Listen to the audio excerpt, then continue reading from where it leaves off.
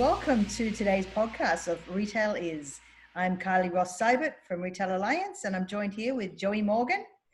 And today's guest is Janke from Once Upon a Child and Clothes Mentor and Newport News.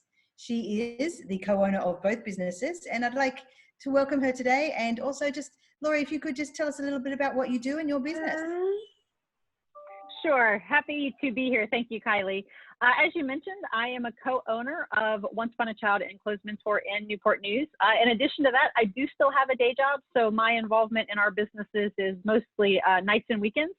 I have two wonderful business partners. One is my husband, Tobias, and the other is my twin sister, Tracy. They are in the businesses full-time. So I work with them on nights and weekend, really on anything around overall business strategy, business planning, really kind of the high level stuff so that we're all agreed as owners. And then in their roles, they're responsible for all of that operational execution and business management. Wow. Okay. So it sounds like you've got a rather large amount of work on your plate. So, yeah, I jokingly tell people I have a very strange hobby. Oh, there you go. Do you call this a hobby though? You know, if you think about something that takes up every waking minute and your free time, I think it falls in the hobby bucket. And it's a joke in our families because this is a family business. And when we come together, my parents and our kids will sit down at the table and say, you are not allowed to talk about business. Like the three of you, not talk about business because you just naturally live it all the time. So our members of the family, especially at family gatherings, put some pretty strict rules in place. And then it's when you realize it's all you think about and all you talk about. Yeah, for sure. So, I mean, we've been now with this pandemic has been going on now, it feels like forever, but in reality, yeah. I suppose we're into the second month. Back when it all started, how did you like cope in the beginning, and tell us the process from there, how you've adapted those two businesses, the small businesses? Sure. Well, this is absolutely the most terrifying thing that has ever happened to us. Our children's store has been open. It'll be 10 years in September.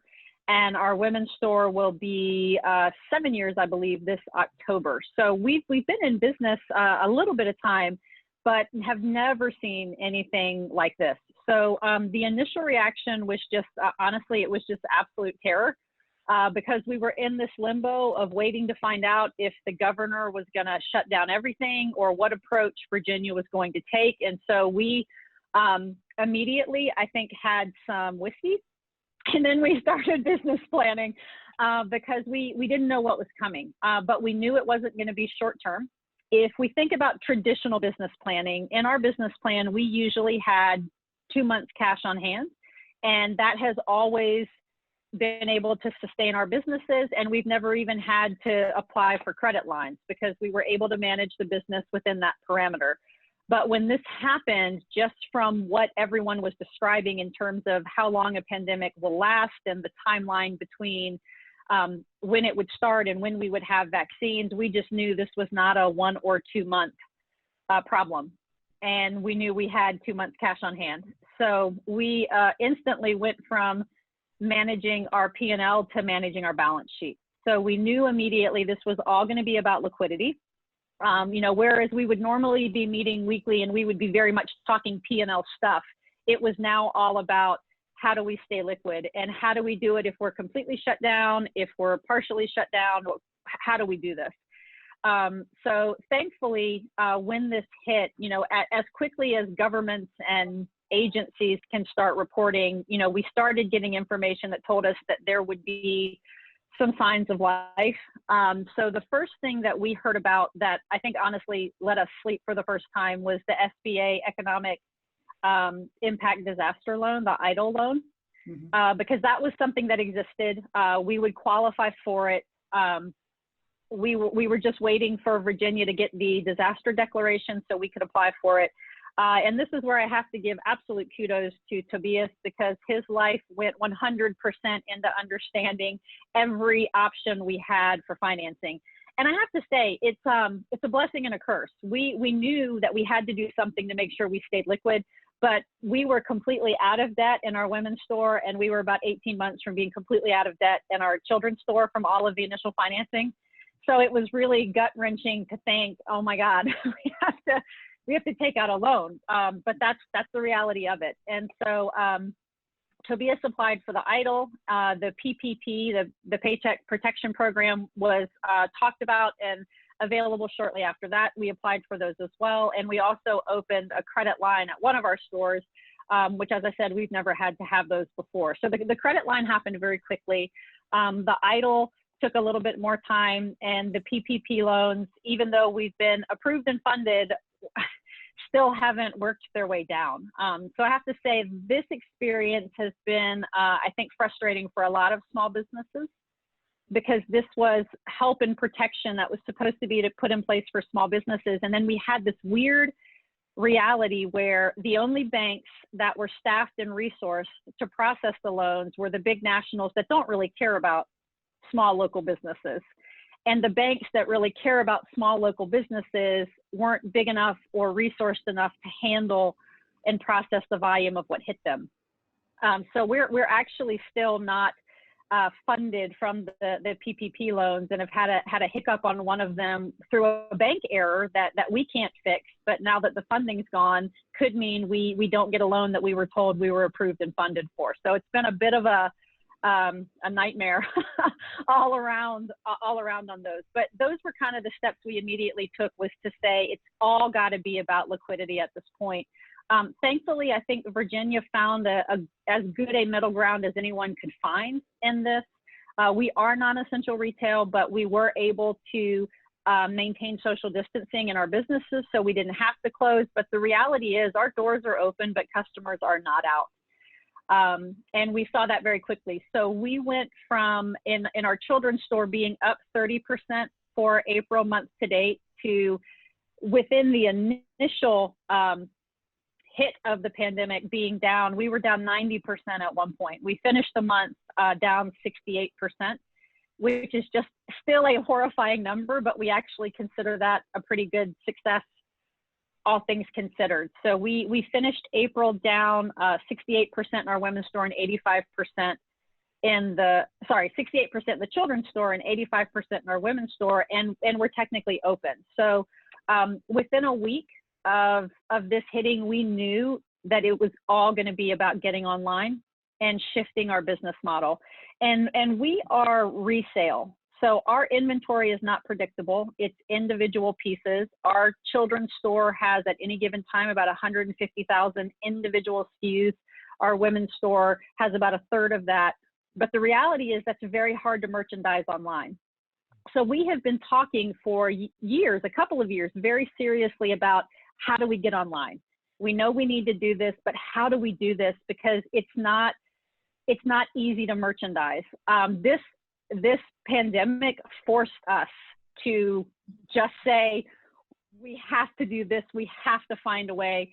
And this is where I think it helps. Like I said, I have business partners. Not all small business owners have business partners. If you don't have business partners, you need other retailers that you are brainstorming with that do the same thing you do. And a lot of people do that. We can do that through peer exchange groups at Retail Alliance, or some people are in associations based on their industries.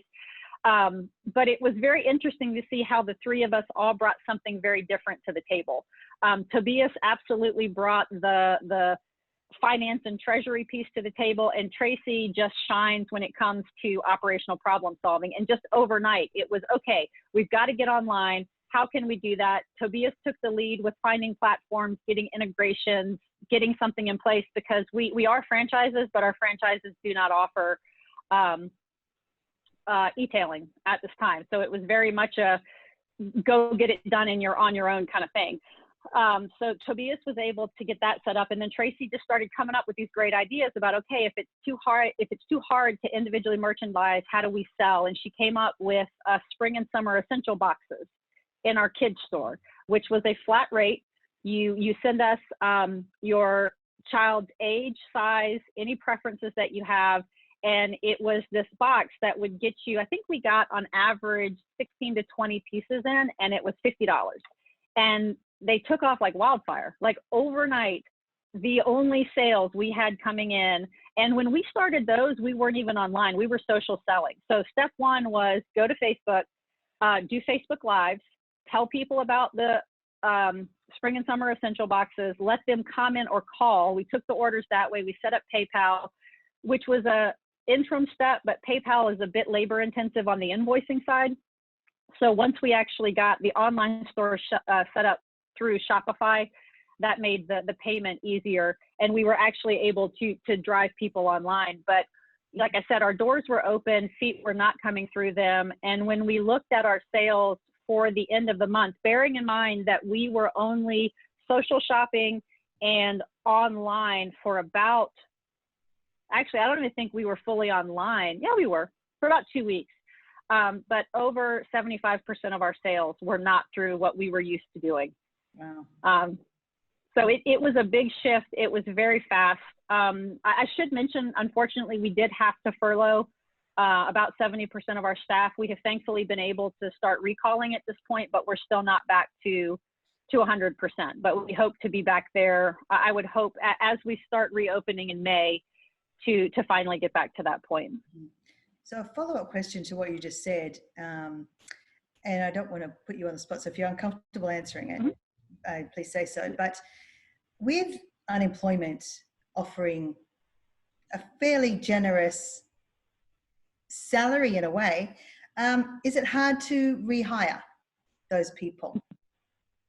You know, we were very concerned about that because the supplemental cares piece, if we look at traditional wages in restaurant and retail, we're competing against upwards of $20 an hour.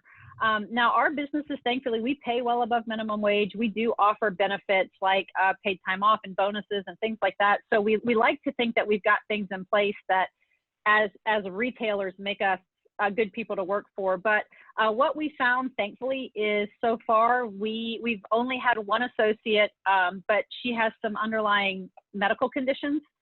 And so we could understand her concerns, but otherwise most people are seeing the big picture, which is those benefits are temporary. This job is not. And the reality is if we recall them and they don't come back, they lose their eligibility for those benefits.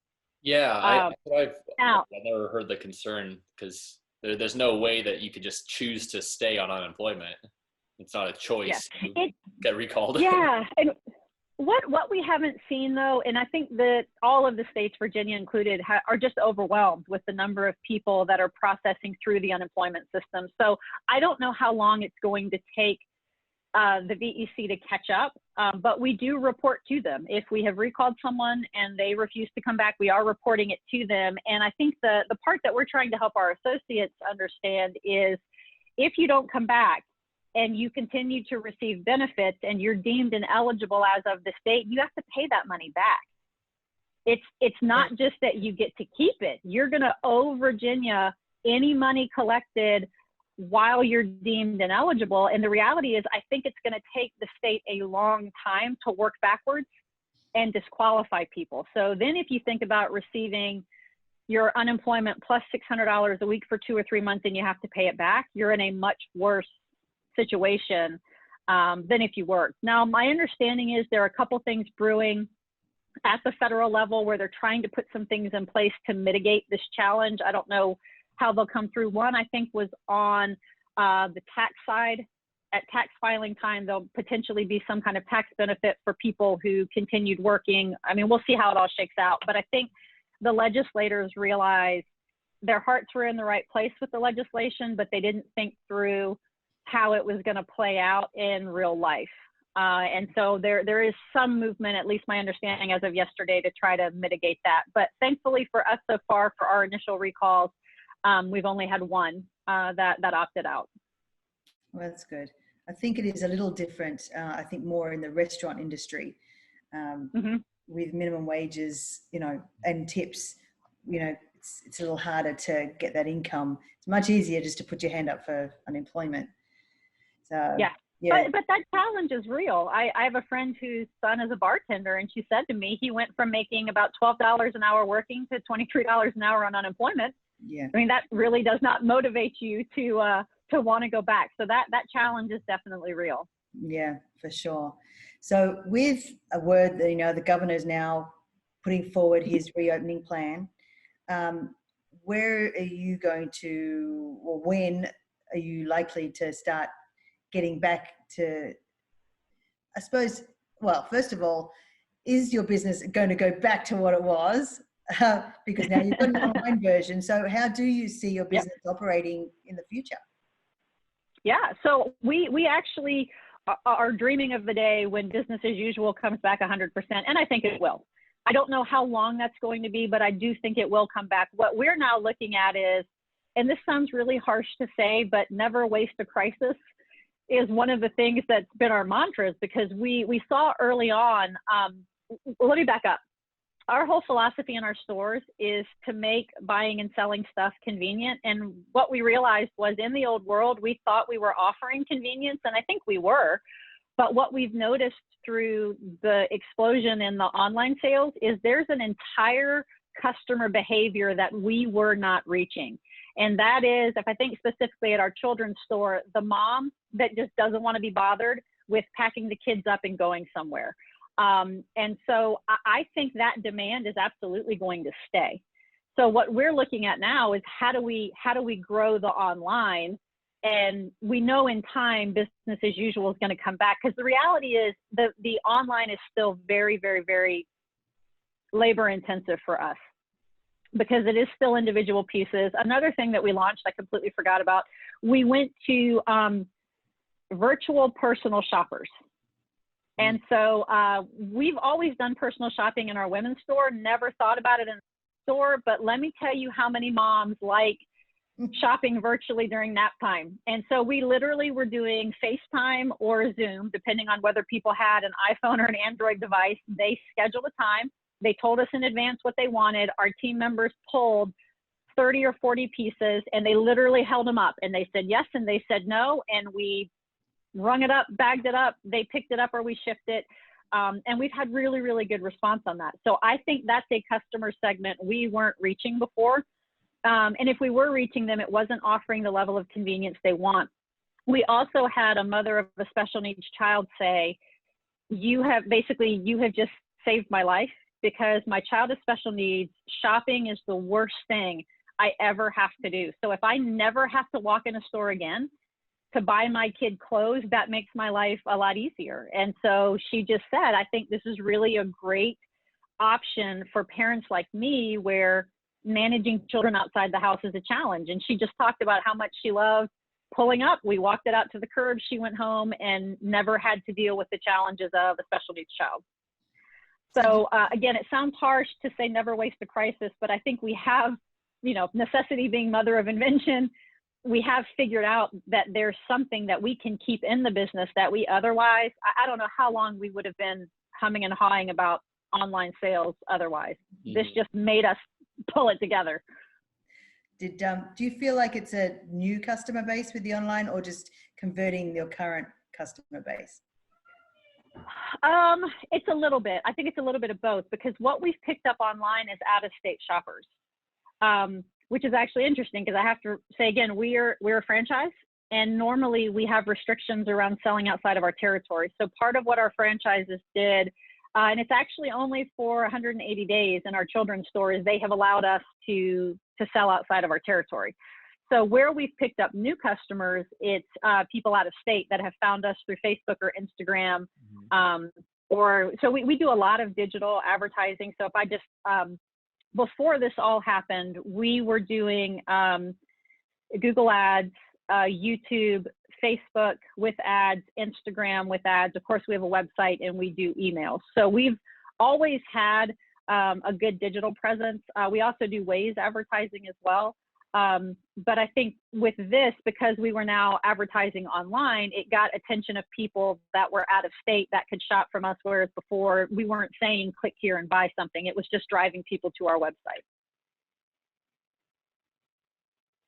Oh, I was going to ask you that was, how are you actually connecting with the consumers, once you, sort of had to change and this overused word of pivot. So you still had your email, you still had you kept your marketing. Yeah.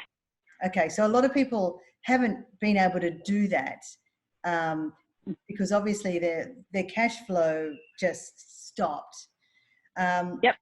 Tell us a little bit then, in terms of your business, how did you manage to have that cash flow to be able to continue even marketing?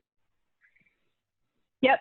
So we did reduce our advertising. So we do radio and then we do our bucket and digital. We did suspend our radio advertising. And our logic behind that was cash flow, but it was also, I like to take the approach of bait when the fish are biting. And we saw immediately that people were not out and about shopping, which is good. I mean, we were all told stay at home. You're safer at home. We needed to flatten the curve.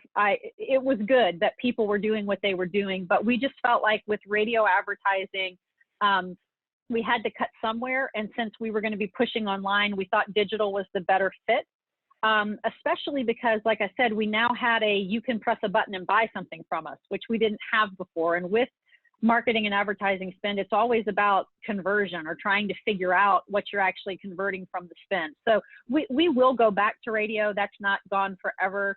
It's just in the meantime, but because we were able to stay open, and I think because we were able to pivot, I mean, it was, I want to say, Kylie, 4 days from the governor's order to us social selling. It was really quick. And again, that all goes to Tracy. She was the one that made that happen with the team. But we thankfully, despite our sales being down as much as they are, we were able to make enough to cover rent, labor, and essential bills. So, you know, and I guess it's safe to say most people listening to this podcast are owners. I mean, we're not getting paid.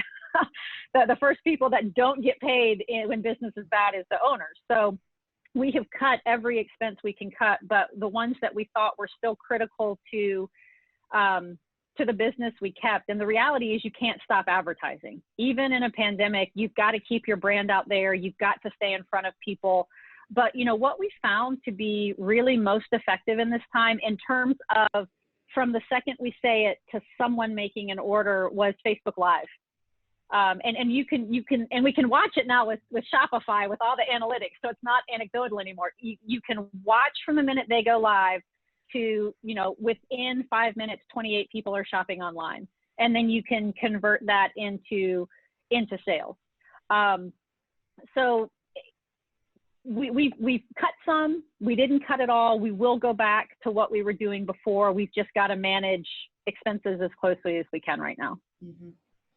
So being a franchise, and it sounds like, you know, you were saying you've had to do a lot of this on your own. Have you felt like you have been able to help any other of the franchises with this, or have they had to do their own thing as well? Yeah, no. In fact, that's part of the reason we franchise is because of the best practice sharing. So there's a Facebook owners group that we're in. And as soon as we realized these spring and summer essential boxes were going to be a lifeline, we shared everything in that owners group and said, here's all the material, here's some videos you can use, go do it. And it actually was a lifeline for everyone that was open. But just to put it in context, I mentioned before that I felt like Virginia did as good a job as you could with finding a middle ground. There are a little over 400 Once Upon a Child stores nationwide. There were only 170 that were open the end of March and April. So almost 3/4 of the stores were closed by state mandate. They closed non-essential retail. There was no option for them to keep their doors open. And so we were trying to get this out to people saying, hey, even if you're closed, you can do online. Because there were some states, I mean, they were full on draconian where you couldn't even be in your store. So like I say, when I compare Virginia's response to those states, I am thankful that we were not completely shut down, that we had the ability to pivot and do things. We jokingly said we've never worked so hard for so little sales in our entire lives. But when the focus is liquidity, then every dollar counts. Absolutely every dollar counts. Great. Well, I'm so glad that you've been able to continue with both businesses. So we're going to wrap it up. Is there anything else you wanted to share with our readers, audience, viewers, you know, however they're consuming it now through Zoom and our podcast? Is there anything you wanted to share? No. Yeah, I think the main thing is if you're a small business owner, you have to roll with the punches. I think we all admit you do get knocked down. It's scary and you feel paralyzed for a second, but we all went into businesses because we had a good idea or some type of entrepreneurial spirit. And it's when you have to draw on that. You've got to have a network that supports you. Don't be afraid to ask for help and ask for ideas. I know we do together as owners what we call a what works scan on a regular basis, which is not looking at retail, looking at other industries, what other people are doing, what works for them, and can we apply that to our business? I think you just have to get really creative all the time and see what you can do. So I think my final word would just be, again, never waste the crisis. This has been a horrible thing for all of us. I think it was exceptionally difficult because we've looked at impacts through our professional careers, and this is going to date us, but we had the recession of the early 90s, we had the tech boom and bust, we had 9/11, we had the financial crisis of 2008. We've seen things like this before, but it was never everyone, everywhere, every industry at the same time come to a grinding halt. So the extent of this is definitely something we haven't seen. And then we didn't have any of our normal ways to cope with this. So you couldn't go out, you couldn't get together with friends, like the normal things that you would do just to cope with a difficult time weren't there. And then everybody's home lives were turned upside down with working from homes and schools out. And so I definitely think there is an intensity to this that has been difficult. So it would be a shame to go through it and not pull everything from it that we can and figure out how we let it strengthen our business on the other side, not defeat it. And that's what we're trying to focus on now is how do we strengthen our business with everything that we've learned? We've got to be patient. We know the other stuff is going to come back, but we're now pursuing things that, like I said, I don't know when we would have gotten that in place otherwise. So just be persistent, be creative, and roll with the punches. Let it hurt, let it paralyze you for a second, but get back up. That's what we have to do. Well, I gotta say, thank you so much for being on. You are probably the easiest person we've ever interviewed. We had to ask you, I think, 4 questions, and you answered about 3. So that was great. It was very good. Thank you so much for being on, Lori. Thanks, Hey, it's a pleasure to be here. Thank you for having me, and thank you for everything you're doing to help resource retailers in Hampton Roads. Thank you. Thanks very much.